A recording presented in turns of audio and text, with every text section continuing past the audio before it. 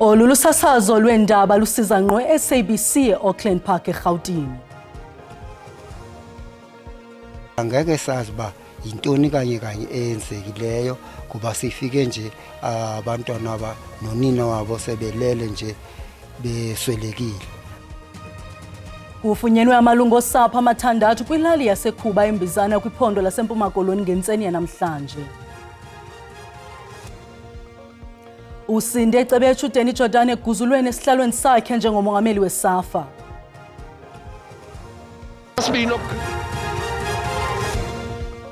Molweni Makhaya nankuvimba wangokuhlwanje.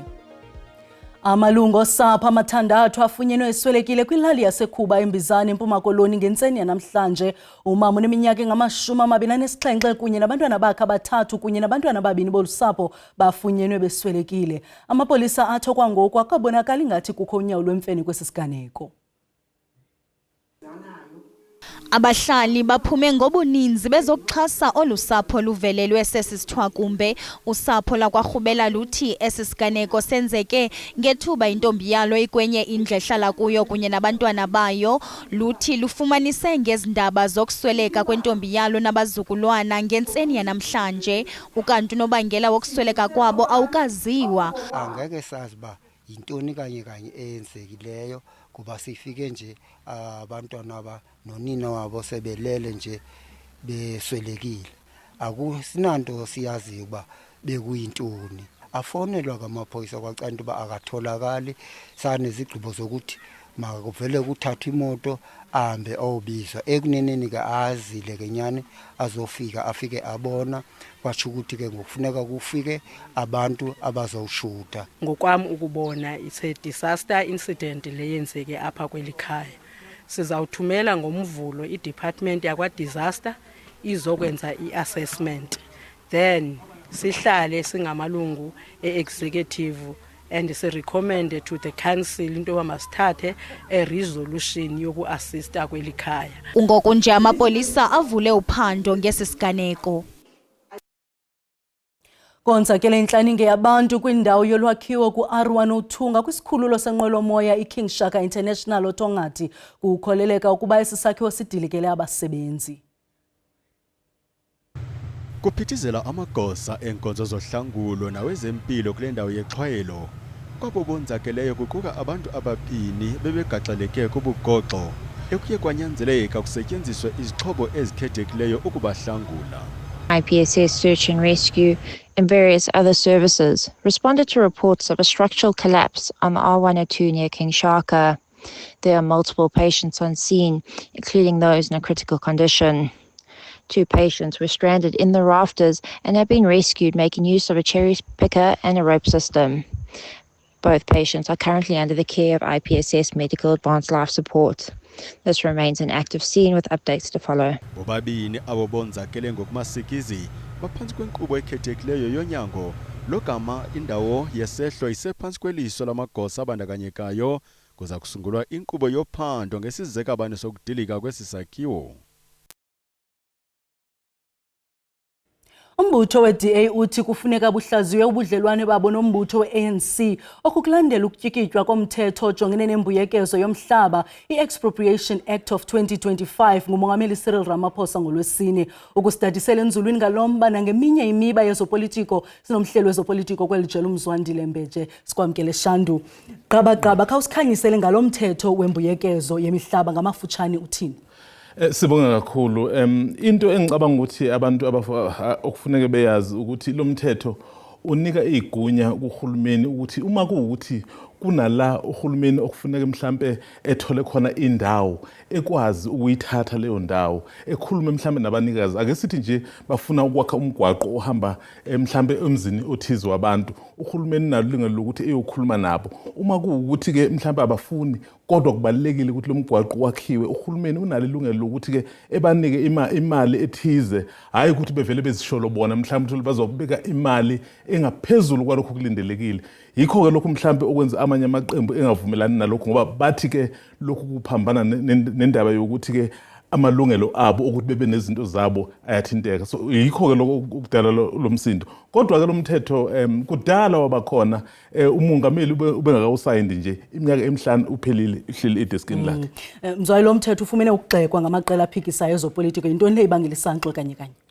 Njoba ke sengishilo ngiyacabanga ukuthi abanye bacabanga ukuthi ke uthinta kumbe uphazamisa amalungelo ukuthi ube nento yakho ngoba phela uma kuukuthi ngempela umgwaqo njengoba sengishilo kufuneka udlule endaweni ethize wena uthi ayi unebhilidi lakho lapho kuzothiwa cha into ebalekile ukuthi isizwe kumele sihlomule lapha sizokhuluma nawe sikunike lokho okufunayo hayi ukuthi ke mhlambe ugcine ke uthola ukuthi mangabe sekubhekwa mhlambe indawo yakho ibingabiza mhlambe 1 million wena ubuzothi cha hayi ngifuna u20 million into enjengalezo into izogwenywa ke abantu abaningi abayifuni leyo nto. Umbutho we-DA uyakhala usitha umanyelwa kulomtshato we-GNU. Ingaba oku akunakubangela uqhawulo lomtshato na? Uzokhumbula phela ukuthi ke umongameli kulezi insuku uyasayinda impela. Sibonile esayinda umthetho wezempilo, sambona esayinda umthetho wezemfundo, nango esisayindele umthetho. Lo mthetho yonke ke lemithetho amaqembu njenge-DA awahambisani nawo. Kodwa ke into abayisho i-DA ithi ngoba nakho isiyingxenye kahulumeni wobambiswano kufuneka mhlawumbe umongameli ekhulume nabo. Kodwa ke ngiyacabanga ukuthi le mithetho ibivele ikhona, imithetho esukela kulohulumeni odlulile lokuthiwa i6th administration. Kodwa ke njengoba ishilo i-DA ngiyacabanga ukuthi ke bazohlala phansi phela ngoba uhulumeni wobambiswano lo akusuhulumeni weqembu elilodwa. Kweminye imiba Mzwayi i-ANC ibambele ihutla kule mpela veki. Ingaba silindele iziphumo ezini kumba wobunkokheli baseGauteng naKwaZulu Natal? Into siyilindeleke njengoba i-NEC isigungu esiphezulu se-ANC ngeviki eledlule sasho ukuthi ke ubuholi balezi zifunda zombili buzothi ukuguqulwa kancane ngenxa yokuthi ke ngokhetho phela esisuka kulo iGauteng neKZN zenza kabi kakhulu. Base bethi ngeke behlale nje bethule. Silindele ukuthi mhlambe leso sinqumo sivele ngomsombuluko noma ngolesibili lapho bezositshela ukuthi ke bazophlela kanjani kabusha kodwa ngeke bebiyeke nje bunje. Ngamafuthane Mzwayi make sikhobe nakumbutho we-MK ingaba izinto asafani khona ingaba kwenzeka ntoni?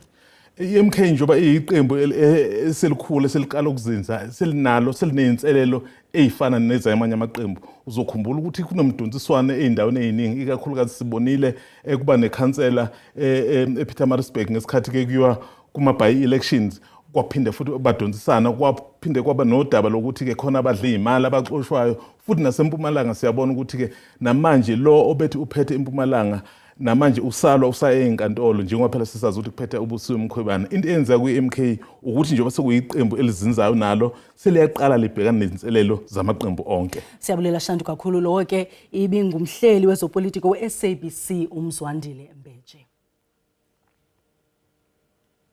Kwalapha ezindabeni isikolo samabanga aphezulu iMukebe eMpumalanga sisakufumana amagumbi okufundela amatsha ifenitshala kuquka impahla yabafundi esikolo. Kodwa masiqale evenkileni.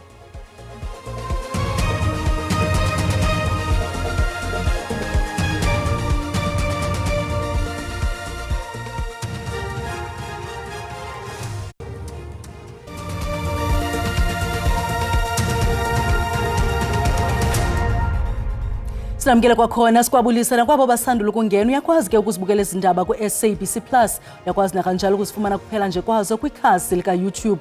Make siphinde siqhwaqo kwinqaku eliphambili. Amalungu osapho amathandathu afunyenwe eswelekile kwilali yaseKhubembizana eMpuma Koloni ngentseni yanamhlanje. Umama oneminyaka engama-27 kunye nabantwana bakhe abathathu kunye nabantwana ababini bolusapho bafunyenwe beswelekile. Abahlali basezibeleni kwidolophu yakuKomani neThwaxo imbalela basaqhubeka nokugxalathelana kwiinzame zokufuna amanzi. Batyhola urhulumente womasipala Chris Hani ngokuhamba ngonyawo lonwabu kwiinzame zokubathululela amanzi nanjengoko besithi imibhobho yabo yagqibela ekuqaleni kwalo nyaka ukuphuma amanzi. Aba bahlali bathi impompo zabo zamanzi zagqibela ukuba namanzi ngonyaka u-2019.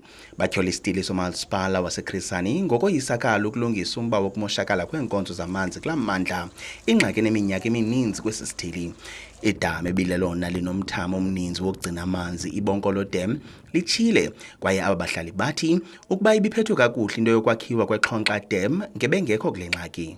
sikholelwa into yokubana nangokuba kukho isomiso nje bekufanele amanzi akhona ngoba ikhona imali ngapha kwe-500 million eyayikhutshwe ngurhulumente uba makwenziwe iXonxe Dam amanzi azofida ezindawo. Loo nto zayenzeke, imali ayikho, kodwa akho mntu uphendulisiweyo ngaloo nto kwabasemagunyeni. Isithili somasipala iChris Hani sizikhabile izityholo zokuba amanzi abawazisa ebantwini ngooqampompo abacocekanga. I-water down yeyona sixhomekeke kuyo ngoku because ibonkolo itshile akusekho kwamanzi sikwazi ukuwatsala kuyo, and iXhonxa yona sireparisha ii-pumps ezimoshakeleyo phayana ezizawuqiniseka uba ziyasincedisa ukuthatha amanzi ukuza eKomani. Esi sithili sithi siza kugrumba ii-boreholes ezakuncedisana nee-water treatments zabo kwilinge lokuzama ukuphelisa le ngxaki yamanzi. NdinguSidima Mfeku kwiindaba ze-SABC ndikuKomani. Isikolo samabanga phezulu iMukebe eMpumalanga siza kufumana amagumbi okufundela amatsha, ifenitshala kuquka impahla yabafundi yesikolo. Inkulu baphathiswa yeli phondo uMandla Ndlovu washiyeka ebindekile emva kokubona imeko embi yesisikolo nalapho isakhiwo sasinobungozi singekho semgangathweni sokusetyenziswa. Isikolo samabanga aphezulu iMukebe usifumana kwiilali zaseNkangala eMpumalanga, nangona isikolo sijongene nemingeni ethile ukuzimisela nokuzinikezela kutishala kubonakala kwiziphumo ezintle zabafundi. For us to perform like this, it starts to discipline. I don't mind spending 3 or 4 days disciplining learners so that when we really start teaching, all learners will be disciplined. Abafundi nabo bathi bayakhuthazeka kukuzinikela kutishala babo. Siyawafunda ama-extra classes nama-holidays siyangena, and mina unyaka lo ufuna ukuthi mawuphela njengoba principal akhulumile ufuna ukuthi ngithola ama-distinction ayi-7. For us to obtain these results for the past 2 years, in this school there are extra classes. They start at grade 10. For grade 12, they come on Saturdays, there are Saturday classes. Inkulu baphathiswa ithi inomnqweno wokukhawulezisa umsebenzi wokwakha esi sikolo. In terms of our plan, we're going to build the school in 2027-2028 financial year. But I promise that we will engage and see if we cannot be able to bring Chasinje down. To bring it down to 2025-2026. Inkulu baphathiswa yongeze ngelithi izokunikezela ngekhulu lempahla yesikolo kuzo zonke izikolo zephondo ezinabafundi abapasileyo ibanga le-10 bebonke. Imanyano yabafundi beli imemelele ukuba ingxowa-mali ka-NSFAS ivulela abafundi ithuba lokufaka izicelo kwakhona ukuqinisekisa ukuba kukho mfundi ufanelekileyo okanye otsala nzima oshiyeka ngasemva. Oku kusemva kokuba uthotho lwabafundi lukhalazele ukucotha namagingxi-gingxi amayelana neendawo zokuhlala zabucala. Ezikhalazo ezisuka kubafundi nabashiyeke bedandathekile ngenxa yonyawo lonwabo kwiintshukumo zengxowa-mali yokuxhasa abafundi ka-NSFAS. If you get a private accommodation, can only be in that accommodation for a specific period, of which is 24 hours in most universities. So after 24 hours, if you're not registered, then you no longer have that room, of which is one of the problems that the students are having. And now after that 24 hours, where will the student go? There was a ridiculous increase in residence fees, and then financial exclusion threshold was reduced to 100K from 150,000, meaning if a student is owing more than 150,000, even if NSFAS would pay, but if they pay a particular amount and leave some, you as a student, you are requested to pay that amount. Imanyano yabafundi beli SAUS ithi ukuvula kwakhona kwenkqubo yokufakwa kwezicelo zika-NSFAS ingasisombululo esingundoqo kwimingeni yabafundi abajamelene nayo. There is a deep separation in terms of socio-economic factors, the poor and the working class. Those that are coming from the deep rurals, those that are coming from the semi-rurals and places of the same accord might have not been exposed to having the ability to apply for NSFAS, while they are in fact the ones that deserve rightfully to get NSFAS. And that what we are calling for is for the department to can open this particular call a short period of time, even if it's 2 weeks, 3 weeks. Kananjalo olunye unxunguphalo lumayela neencwadi zokufunda nokutya. What I'd like to see is for the NSFAS to ensure that students, when they arrive here in January, they have allowances, they have food to survive. We were here on the 6th of January. Academics are continuing. We do not have textbooks. We've been waiting for the book allowances from NSFAS. We would be so happy if NSFAS was to pay the book allowances so that we can start with academics and pass. Le manyano yabafundi ikwathe nokuba ijijisana naziphi na imeko ingxowa-mali ka-NSFAS kodwa zizidingo zabafundi ezimele ukuthatyathelwa ingqalelo phambili. Ukanti ke i-SAUS ihlaba ikhwelo lokuba kunqutyaniswe intloko imihlambi yohlukeneyo yababandakanyekayo ukusiphula nengcambu ingxoba kaxaka ezixanazele abafundi ngezisombululo ezisisigxina. Umongameli wombutho wezebhola iSAFA uDanny Jordan ubonakele esindile kwikrele lokumguzula kwisikhundla sakhe sobumongameli kwintlanganiso ebibanjwe eKempton Park eRhawutini iqhutywa nguye. Okusemva kokuba amalungu amathathu ekomiti elawulayo ememelele isiphakamiso sokuba uJordan athi gubucala njengomongameli weSAFA logama kusaqhuba ityala lakhe lolwaphulo-mthetho. Iziphakamiso zokuba lo kaJordan abeke phantsi athi gubucala ziyaziqina oku kusemva kokuba wavela enkundleni kwizityholo zobusela ubuqhetseba kwanezicwangciso zokophula umthetho ngoburhalarhume. Ngokwengxelo ekhutshwe ngumbutho ithi iingxoxo zaziqinile kwaye zithethisa yonke imiba ebalaseleyo yajongwa kwiintsuku ezimbalwa ezidlulileyo phambi kokuba kubanjwe le ntlanganiso neyayingavumeli ukuba oonondaba bacholachole kwavakala amahlebo ukuba le ntlanganiso inganeziphakamiso eziphuma kumalungu ekomiti amathathu okuba lo kaJordan abeke bucala kodwa ukuzothi kangoku akukathathwa amanyathelo ngoko. Ukanti phakathi kwemibe kuxoxwe ngayo kule ntlanganiso yinkqubela eyenziwe kwibhola ekhatywayo yezikolo kunye nendebe ye-Africa Cup of Nations draw ka-2025 eza kuqhutywa ngoMvulo. Le ntlanganiso yeentsuku ezimbini ibikuqhubekeka kwintlanganiso eyayihlehliselwe ixesha ibanjwe eGqeberha ngenyanga kaOktobha kunyaka ophelileyo iyokuqala ukususela lo kaJordan wathi wabanjwa wavela enkundleni.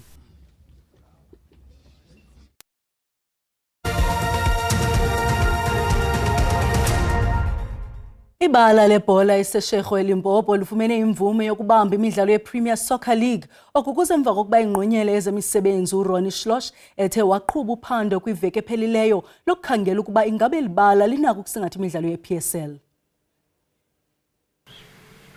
Eli bala lithwala abalandeli abafikelela kuma-500 kwaye kudlule iminyaka engama-20 oko lasingatha umdlalo we-PSL.